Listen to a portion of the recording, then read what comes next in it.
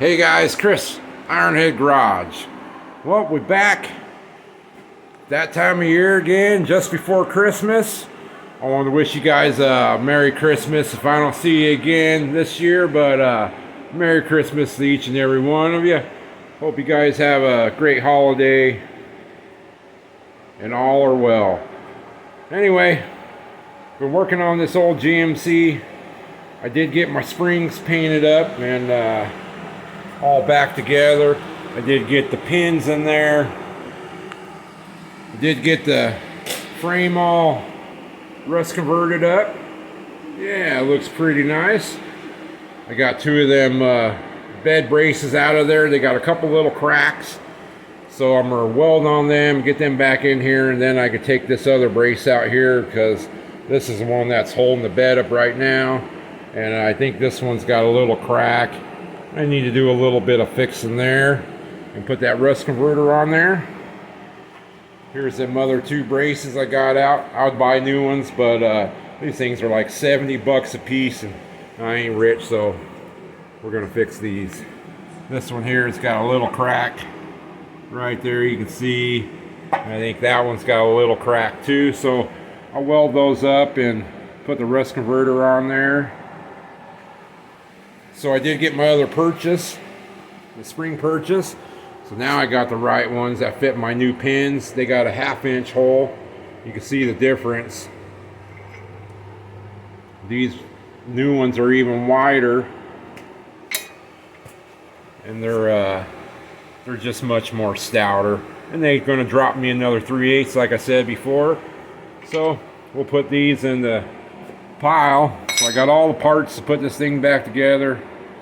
I prepped it up and cleaned the rust off where I'm gonna weld them. Hey, remember my old air compressor was rusted out, my tank? Look at that beast I got. Yeah, I think it's like an 85-gallon tank. It's over 5.5 feet long, 20 inches. The tag says made in 1951. Look at that old pump on them. When was the last time you seen an old pump like that? Paid $100 for it. And then I actually got the big giant electric motor too for it. But I'll probably use my motor that's on my compressor over there. And don't think I'm gonna use that pump. I'm gonna try this old pump here. It didn't have the best compression, but I took the cylinders all off and I polished the rings and polished the pistons and made new gaskets for it all.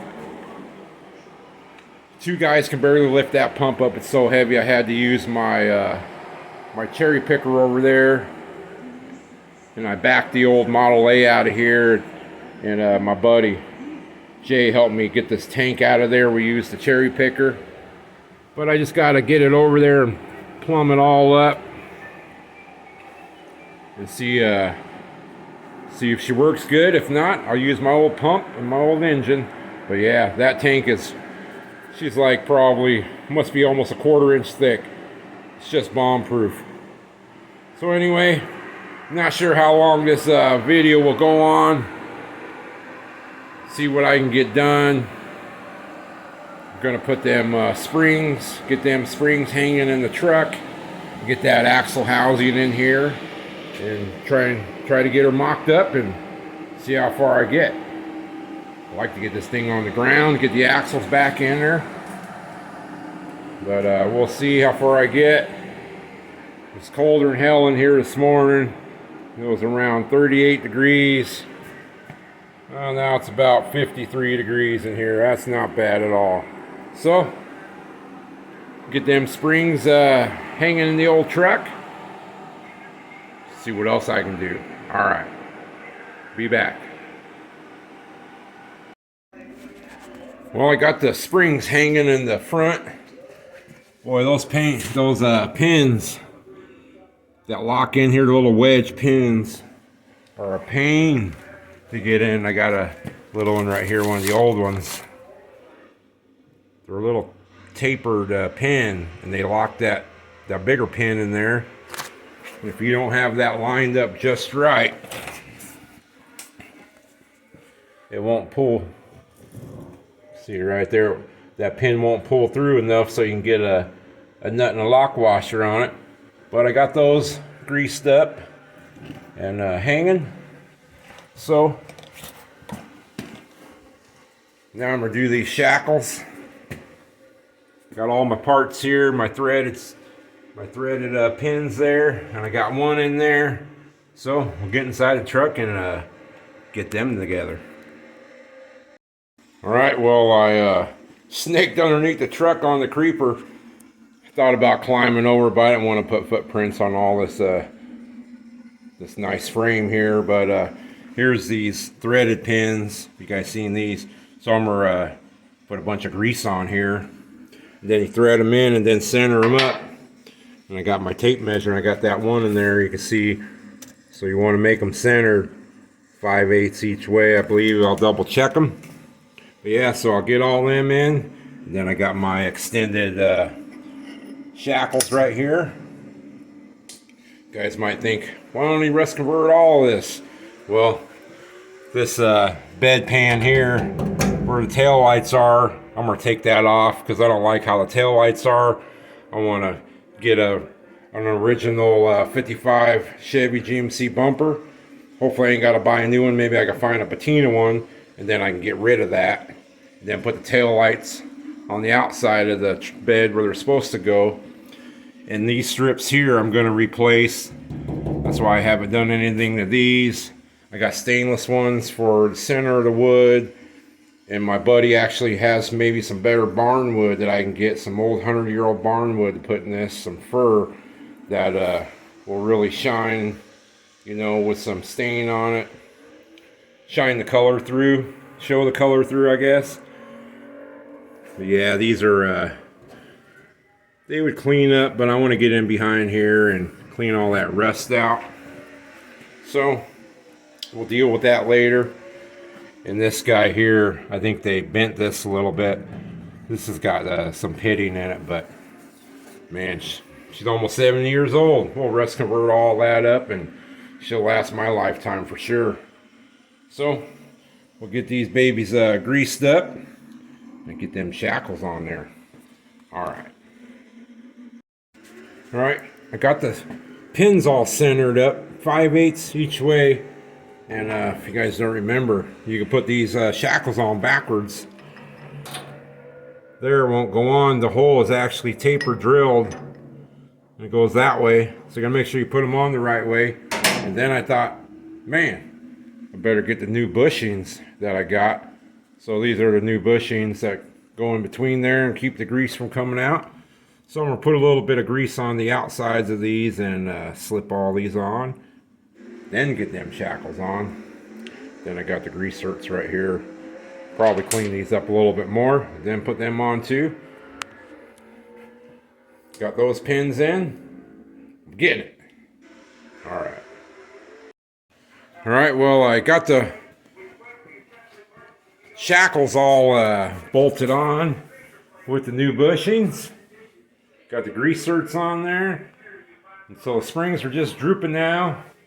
I did stick the housing in there, and I got some pin lines on this housing, super sharp pin, and these are centered, and I got them super magnets. So how I know that the measurement's right between the springs is if I lift this housing up and those springs don't move and that perch drops right on that centering pin. Look at that, sets right on it. Don't spread the springs, it don't tuck them inward. So I know my housing's dead nut centered. So the pinion angle's just straight 90 off the ground now, it looks like. I think I'm gonna adjust it 3 degrees down and put the U-bolts on it and then clamp her pretty tight, not all the way tight. As you can see there, I got about, I think it was 4. Grab my tape measure here. It's about 4 1/4 from hitting the frame. So that's on a droop. I think this truck probably only have 2 inches of compression on the suspension. So we'll get the center section in it. We'll get the U-bolts on it, the axles in, and the wheels and stuff, and then get it on the ground and see what she looks like. See if I'm gonna have to C-notch that frame. I don't want it a lowrider truck, so the wheel lip for the front of the fender was just about to the rim there, and those are 20-inch rims. So I want the back the same look. So if it's too low, like a lowrider, I can always put the stock shackles back on, and it'll give me 2 more inches of lift, or keep those on and gives me 2 inches of drop.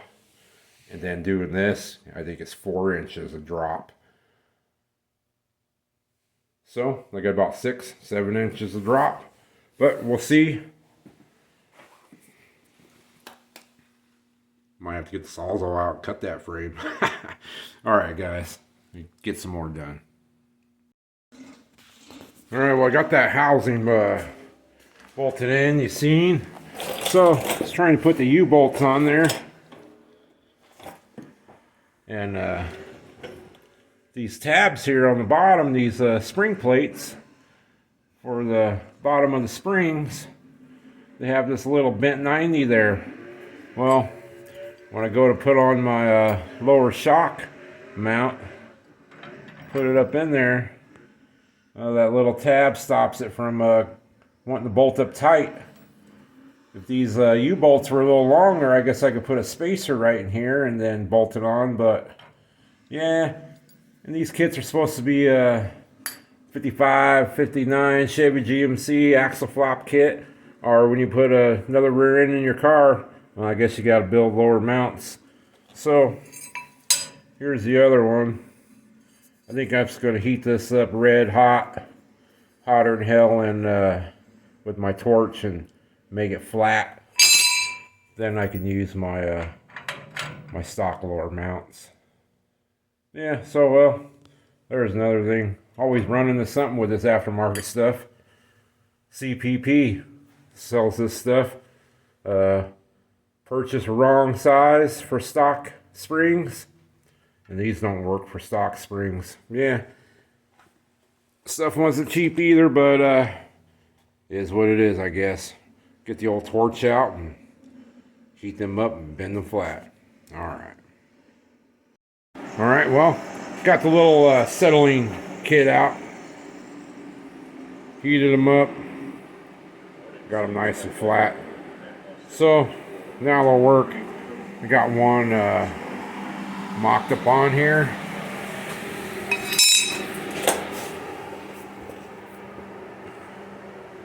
Yeah, now she works.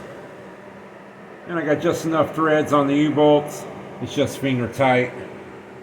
And actually I did put all these springs, leaf springs back in this pack just to see what it sits like on the ground. I can always come and take a leaf out or two to get the ride better, but at least my U-bolts are long enough and I'll be able to get some threads sticking out when I tighten this all up. So go over there and do that other side, get these parts on there. Alright, well, I got those U-bolts all snugged up. I put a little bit of pinion angle in it. I'm not sure what to set it at till I get it on the ground, but man, my rear end's close to my frame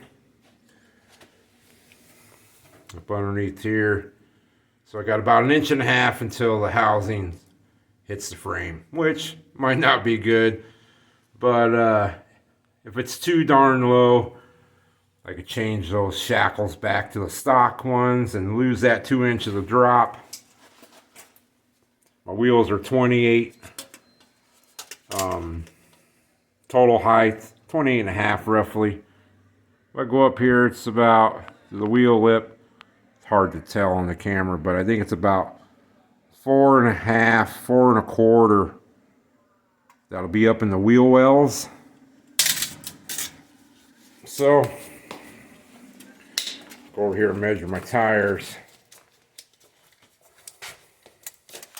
So to the lip of the tire, or to the rim, got roughly 3.5 inches. So she's pretty low. She's going to be pretty low, but the suspension's pretty stiff. But we'll just have to see. We'll get it on the ground, and we don't want that housing striking that frame though. We might have to C-notch it or change these extended shackles back to the stock ones. Just depends on what it looks like when it's on the ground. We'll go from there. But I think I'm going to get that center section in there now. Housing's cleaned up. Time to get that old jackpot in there. Alright.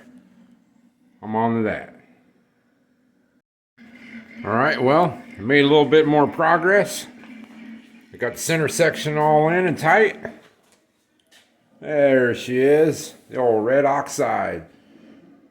So, another piece of the puzzle. Yeah, she's just like a big giant model. Well, it's time to put on the backing plates. Smack them axles in. Don't forget to put your backing plates on first. Put a little bit of super black RTV in this bearing race here. Put that little O-ring on there. So if the O-ring ever fails, you won't get gear oil into your brake system. That'll be bad. Yeah, the brakes are all nice and new. The old gasket right there is still good, so I'm going to use that one. Alright, let's get some axles in this thing. Alright, well, got the rear end all back together. Got the backing plates on. Got the drums on and the adapters on, just pretty snug. I just stuck the e-brake up there because I'm going to have to take the rear end back out and weld on those perches. We got the driver's side all done too. So now I gotta roll those big old wheels around the back and put her on there. Maybe I'll mock this front fender up too and see what kind of stance she has. Hopefully she ain't too low. Alright, here we go. Got the gassers on. Well, boys, I'll put her on the ground. Check it out. Man, she is lower than I thought. I've got the fender mocked up on there. I got 7 inches at the back of the door off the ground, and I got 6 inches at the front fender. But man, it's got a mean look. The old truck, that's the look I was going for. Dropped a little further in the back than I thought. See that big old wheel in there. And that tire, I think it's about 10.5 inches wide. And it sucks right up in there. I got about 1/8 of an inch on the lip here. So I'll have to roll the fender or maybe cut some of that fender. You won't be able to see where I cut it. Just make sure she don't rub. And I got a 1/2 inch on the inside. But yeah, she sure does got a cool look, man. She is slammed down. Pretty stoked. Man, I want to drive this old truck one day. Just can't get over how cool it looks lowered down. So, not changing them shackles back to the stock ones. I'm keeping it this low just like I wanted, but look how close that frame is to the housing. About a 1/2 inch. Yep, gonna have to C-notch the frame. See that piece of cardboard there? I got a little template made, and that's a 5-inch pipe would be on the inside. So I might do that, or buy one of them C-notch kits, but they're about 80 bucks or so. Not sure, or build my own. Maybe Santa Claus will bring me one. But my motor is 7 degrees down, so got to match your pinion. So I got, but opposite. So I got 7 degrees up on my pinion. So I got them set. I haven't welded anything yet. Not sure. I might have to notch this. We're gonna see, get my drive line in here and see when I bounce it. I'm not sure how It don't hit right now, but she's super close. If I bounce it hard, it'll smack the rear end. But looks like I opened up another can of worms. But if you want to go low, you got to modify it a little bit. So I'm pretty stoked about the stance of it, for sure. Even on this side. Yeah, I love how that back wheel tucks up in there. And they're wide dogs too. And that one's about 1/8 of an inch away too. If you can see up in there or not. She's close, so having those adapters on here definitely made those wheels work, or they never would have worked. But pretty cool, man. I'm pretty stoked about it. I want to drive this old truck one day, hopefully in the springtime. So I guess I'll be trying to find some parts, some pieces, I guess, to make that C-notch in that frame. And I gotta cut those old bump stop brackets out. They got the pins. And I'll probably put a plate on the outside of this frame too, because there'll be 3 holes here, which will make it weaker. You're not supposed to notch over, cut half of your frame. So I believe if I do that, where that little piece of cardboard is my pattern, that'll give me like 2 3/4, 2 5/8 of suspension. So I think that'll be enough. We'll see. I don't want to have to redo it. I would do the big, the tower C-notch, but I want to run this bed in here, this wood, nice and flat. And if you do that, you'll have to build a bridge over it. I'm not sure if I want to do that. Maybe one day if I ever airbag it and slam these rockers right on the ground. What do you guys say? They say make it lay frame. That's when the frame sets right on the ground, which would be just too cool. But she's pretty low now. I love how them back wheels set in those fenders. Pretty bitchin'. So we'll leave it here and I'll figure out what I'm gonna do. There's the old heater kicked on. Cold outside, snowed a little bit yesterday, but warming up, kind of melted away. Got a bunch of snow in the mountains around. Snow line's coming down the hillside and won't be long till it's in town. We'll keep on working away and doing other stuff. Hope you guys have a Merry Christmas. Happy New Year if I don't see you again by then.